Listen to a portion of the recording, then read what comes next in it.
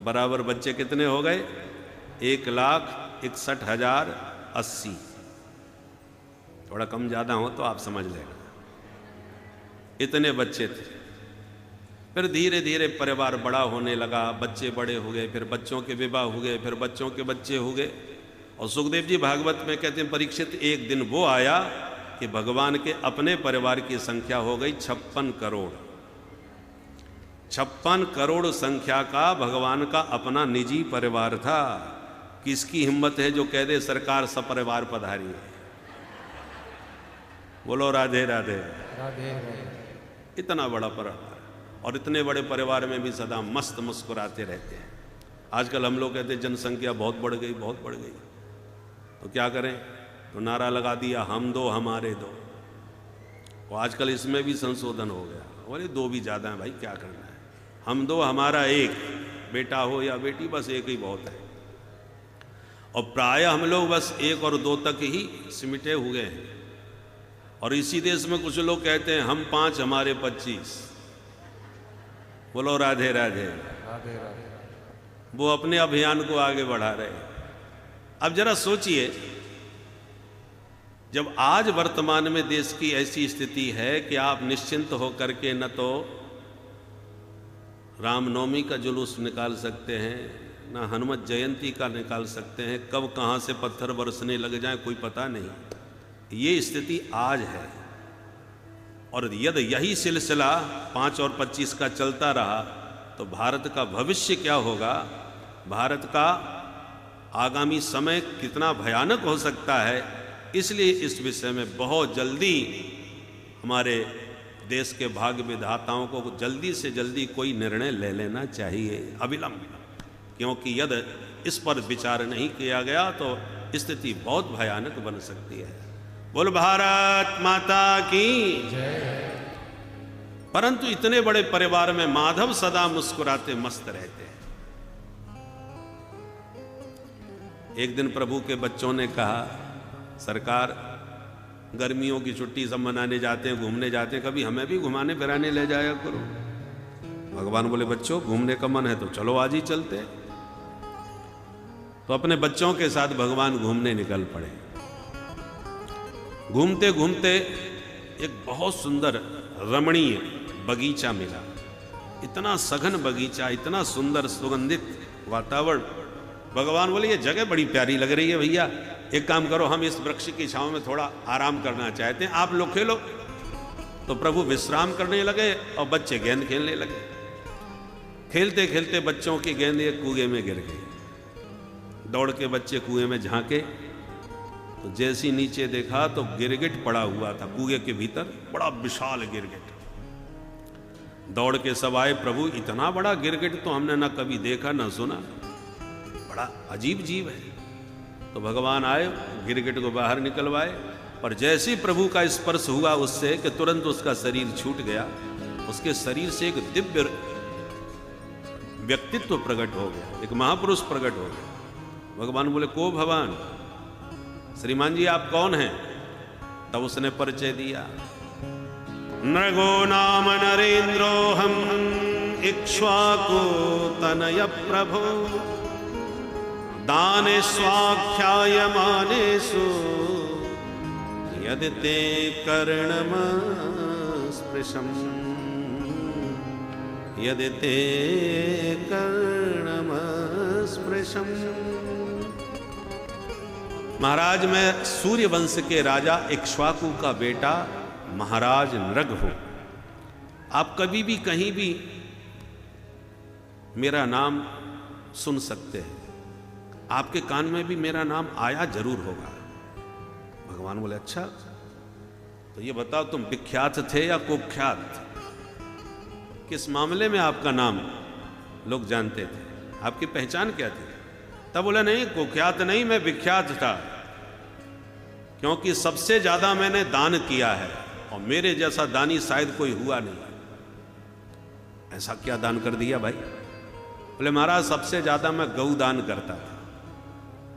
कितनी गाय दान में दी? तो हंसने लगा, अरे सरकार ये प्रश्न आप ऐसे पूछ रहे हैं जैसे कोई कहे बताओ बरसात में कितनी बूंदें गिरी। तो बरसात की बूंदें कोई गिन सकता है भला? बताओ आकाश में कितने तारे, बताओ धरती में कितने धूल कण, जैसे इन सब की संख्या कोई नहीं बता सकता, ऐसे मेरी गायों की गिनती कोई नहीं कर सकता। इतनी असंख्य गायों का दान किया। यावत्य सिकता भूमेर यावत्यो दिवितारका यावत्यो वर्षधाराश्च तावती रगतास्मगा। भगवान बोले गजब कर दिया, इतनी गायों का दान करके भी गिरगिट क्यों बन गया? लगता है बूढ़ी ठेली गईयन को दान किया हो। ऐसे भी दानी होते हैं कि गाय का खूब दूध पीते हैं और जब बुढ़ी हो जाती है तो चलो महाराज जी को आश्रम में दान कर देते हैं, तो गौदान हो गया। तब बोला नहीं नहीं, ऐसी गायों का मैंने दान नहीं किया। तो कैसी गाय दान करता था? तो गायों का स्वरूप समझाता है। पयस्वनी तरुणी शील रूप गुणोपपन्ना कपिला हेम श्रृंगी न्यायार्जिता रूप्य खुरा सवत्सा दुकूल माला भरणा ददावहम्। पयस्वनी, दूध देने वाली गायों का ही दान किया हूं, और वो भी बुढ़ापे में अंतिम बार दूध दे रही हो सो बात नहीं। तरुणी, पहली बार दूध देने वाली नई नई गायों का दान किया हूं। भगवान बोले तो लात मारती होगी, मरखनी गाय होगी? बोले ना, शील रूप, एकदम सुशील गायों का दान किया।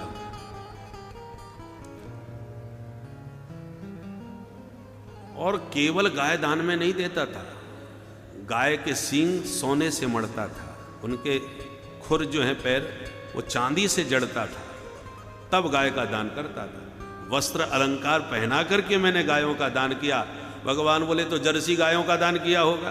अरे नाना महाराज, गुणोपपन्ना कपिला, वेद लक्षणा विशुद्ध पवित्र गायों का दान किया है, संकर गायों का नहीं। भगवान बोले तो तेरा पैसा 2 नंबर का होगा, तूने पाप की कमाई का दान किया होगा, धन में दोष होगा। बोले नहीं नहीं महाराज, ऐसा भी नहीं। न्यायार्जिता रूप्य खुरा सवत्सा, मैंने पाप की कमाई तो कभी की ही नहीं। न्यायार्जिता, न्याय द्वारा अर्जित पवित्र धन का दान किया हुआ, बेईमानी कभी किसी के साथ नहीं करी। तो हंसते हुए भगवान बोले भैया, किसी भी प्राणी का बिना पाप के कभी पतन नहीं होता है। तूने कोई ना कोई तो पाप किया ही होगा, तभी तू गिरगिट बना है। तब बोला महाराज, किया तो कुछ नहीं था पर हो गया। क्या हो गया भाई? बोले एक ब्राह्मण की गाय थी, और ब्राह्मण बड़ा संतोषी था, केवल गाय की सेवा करता और उसका दूध पी करके मस्त रहता। एक दिन वो ब्राह्मण की गाय भाग गई और मेरी गायों के झुंड में मिल गई। मैं पहचान नहीं पाया, मैं अपनी गाय समझ के उसको दूसरे ब्राह्मण को दान कर दिया। और जो ब्राह्मण मुझसे गाय लेके जा रहा था, तो जिसकी गाय थी वो ढूंढता फिर रहा था।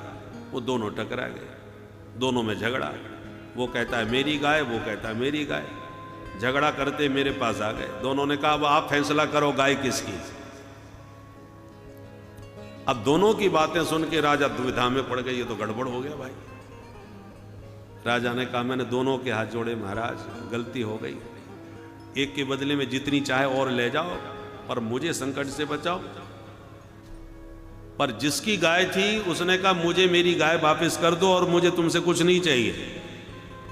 तो जिसको दान की थी उससे कहा पंडित जी आप इनकी गाय लौटा तो हम तुम्हें दूसरी देते हैं। बोले नहीं नहीं, गाय लूंगा तो यही लूंगा, क्योंकि वो बड़ी जोरदार गाय थी।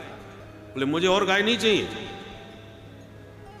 दोनों ही मानने को तैयार नहीं, और राजा का कोई समाधान नहीं समझ में आ रहा। तो राजा मौन हो गए। दोनों अपनी बात कहें तो राजा कभी इनकी बात सुन के बोले हाँ सही कह रहा है, जब दूसरी सुनते बोले हाँ आप भी सही कह रहे हैं। दोनों नाराज हो गए और दोनों ही गाय राजा के पास छोड़ के चले गए। तुम्हें ही संभालो, हमें नहीं चाहिए अब गाय। मरने के बाद यमराज के यहां दरबार लगा। यमराज का मतलब न्यायाधीश। जब जीव मरता है तो न्यायाधीश के दरबार में पेश किया जाता है कि इनके साथ क्या होना है। और जो पापी लोग हैं उनको पाप का दंड देने के लिए यमराज बन करके खतरनाक रूप धारण करते हैं, और जो पुण्यात्मा होते हैं उनके लिए धर्मराज बन करके बड़ा सात्विक रूप प्रकट करते हैं। एक ही व्यक्ति है, उन्हीं को धर्मराज कहते हैं, उन्हीं को यमराज कहते हैं। तो धर्मराज ने कहा आप पुण्यात्मा है राजन, पर एक गलती से आपको पाप बन गया है, तो पहले ये बताओ पाप भोगना पसंद करोगे या पुण्य? पहले क्या चाहते हैं? राजा ने कहा थोड़ा सा पाप है तो पहले इसी को खत्म करो। बस इतना कहते ही मैं गिरगिट बन के कुएं में गिर गया, उसी पाप का दंड है। पर आज मेरे जीवन के वो सारे दान पुण्य के जो सुकृत बल है, उसके कारण आज आप पधारे और आपके स्पर्श से मेरे सारे पाप साफ हो गए, आपके दर्शन से मैं धन्य हो गया। अब मैं चलता हूं। प्रणाम करके चला गया। भगवान अपने बच्चों को वहीं बैठा के समझाने लगे, सुन लिया बच्चों, यदि कोई जहर पी जाए तो व्यक्ति को बचाया जा सकता है विष के प्रभाव से, औषधियों के बल से बच जाएगा। आग में कूद जाए तो औषधि बल से अग्नि के द्वारा भी व्यक्ति को बचाया जा सकता है, किंतु जो ब्राह्मण का धन खाता है, भगवान कहते हैं उसे बचाने की सामर्थ्य तो मुझ में भी नहीं है, क्योंकि और तो जो खाएगा, जहर खाएगा वही मरेगा, पर ब्राह्मण का धन खाने वाले का तो संपूर्ण वंश समाप्त हो जाता है। कुलम समूलम दहति ब्रह्म स्वारणि पावकः।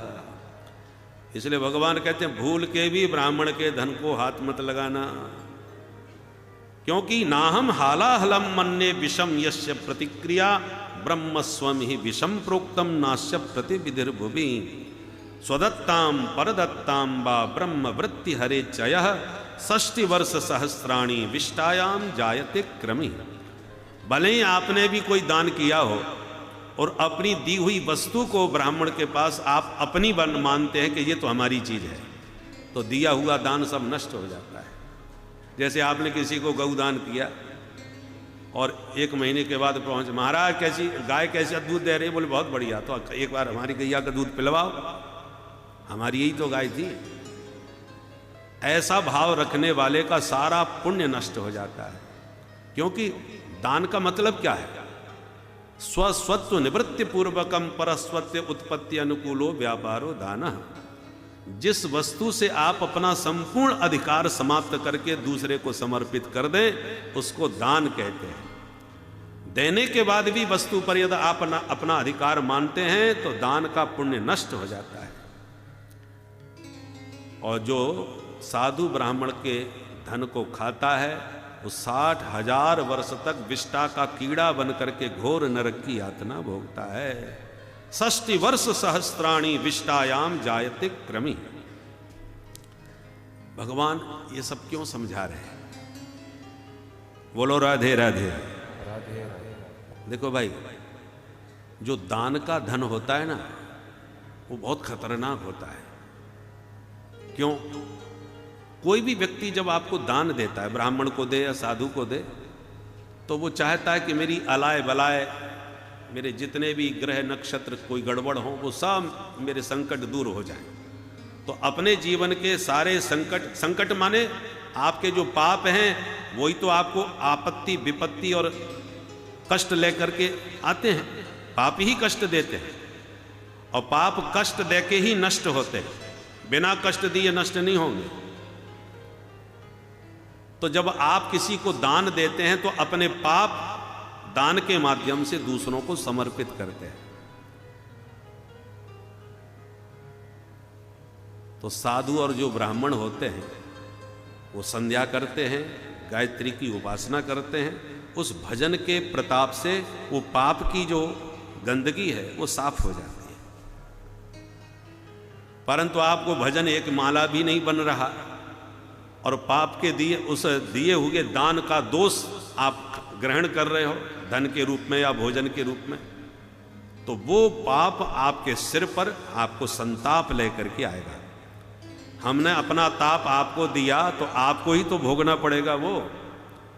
तो या तो भजन करके उसे पचाओ, नहीं पचाओगे तो वो ताप आपको सताएगा, आपको भयंकर कष्ट देगा। दान मान को टुकड़ा या कि 9 अंगुल दांत भजन करे तो पचेगो, नहीं फाड़ेगो आंत। साधु संत भजनानंदी होते हैं तो दान के धन को पचा लेते हैं, दान के अन्न को खा करके भजन से भस्म कर लेते हैं। और हम लोगों की मानसिकता क्या होती है, अरे चलो धाम में वहीं आनंद लेंगे, महाराज जी के यहाँ तो भंडारे भरे पड़े, चकाचक पाएंगे, खाएंगे, वहीं मस्त रहेंगे। तो भंडारों की कमी महात्माओं के यहाँ तो नहीं होती, खूब पाओ भंडारे, परंतु जो दान के दिए हुए भंडारे आप खाओगे तो भजन करके संत तो पचा लेंगे, पर आपसे पचेगा नहीं, तो वो आपको संताप देगा, आपके जीवन में भयंकर कष्ट देगा।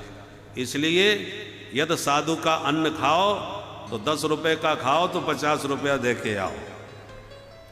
या तो वित्त सेवा करो या भजन के द्वारा उसे पचाओ, दो ही बात है। भजन और भोजन की एक ही राशि है।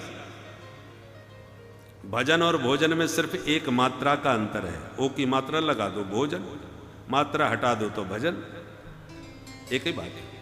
अंतर, अच्छा मात्रा किस में लगी है?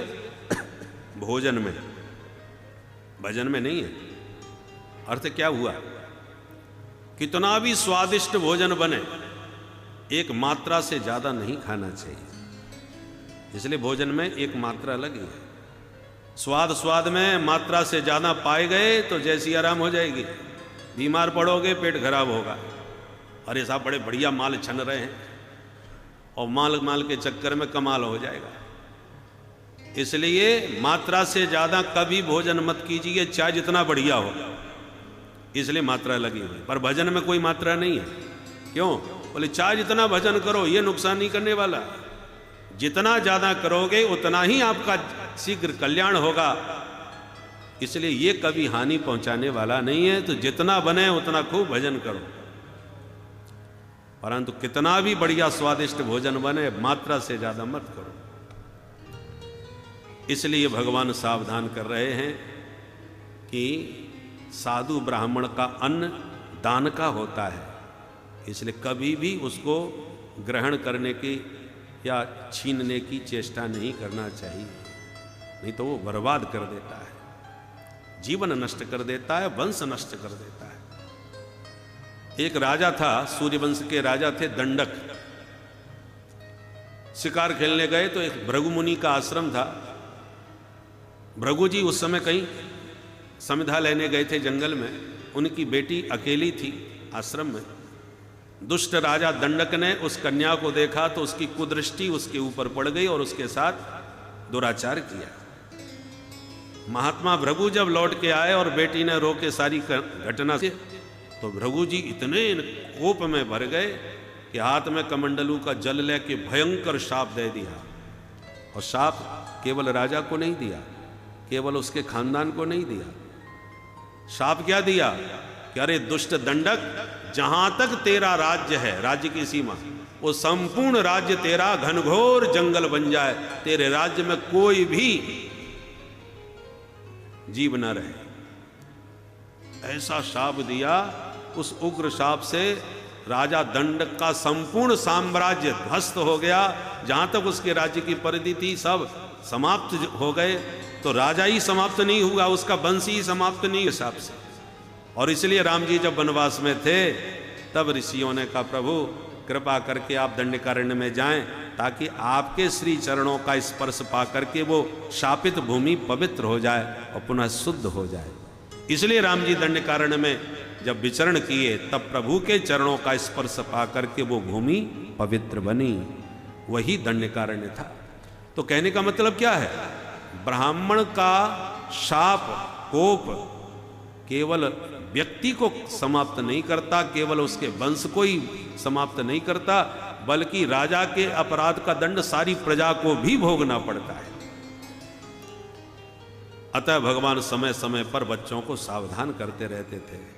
भगवान कहते हैं, विप्रदृशम नरम दृष्ट्वा हरि दूरात पलायते, और विप्राणाम सेवनात् आसु हरि आयाति मानसे। भगवान कहते हैं जो प्राणी विप्रद्रोही होता है, ब्राह्मणों से बैर करता है, उस विप्रद्रोही व्यक्ति को दूर से ही देखकर हम भाग जाते हैं। और जो ब्राह्मण भक्त होता है, भगवान कहते हैं बिन बुलाए हम उसके हृदय में अपना निवास बना लेते हैं। इसलिए भगवान कहते हैं जो विप्रद्रोही है वो सबसे पहला मेरा द्रोही है। भगवान का अवतार क्यों होता है? गोस्वामी जी ने कहा चार कारण हैं भगवान के अवतार के, चार के लिए मुख्य रूप से आते हैं। उनमें पहले नंबर पर विप्र संत हित लीन मनुज अवतार, चार नाम लिए, ब्राह्मण, गाय, संत और सुर माने देवता। इन चार के लिए मुख्य रूप से भगवान अवतार लेके धरा पर आते हैं। तो इस प्रकार भगवान समय समय पर बच्चों को सिखाते समझाते रहते हैं। एक बार बलराम जी बोले, कन्हैया हम वृंदावन से जब चले थे तो ब्रजवासियों से बोले हम परसों आ जाएंगे। आज उस परसों को बरसों बीत गए, जाना नहीं हुआ वापस वृंदावन। चलो एक बार वृंदावन घुमाते हैं। भगवान बोले दाऊ दादा आपको ब्रजवासियों की लगता है याद आ रही है, तो जाओ घूम आओ, सबसे मिले आओ एक बार। दाऊ जी बोले इसका मतलब आप नहीं जाओगे, तो ठीक है आप द्वारका संभालो, हम जा रहे हैं वृंदावन। तो दाऊ जी अकेले द्वारकाधीश को द्वारका में छोड़ करके वृंदावन आ गए।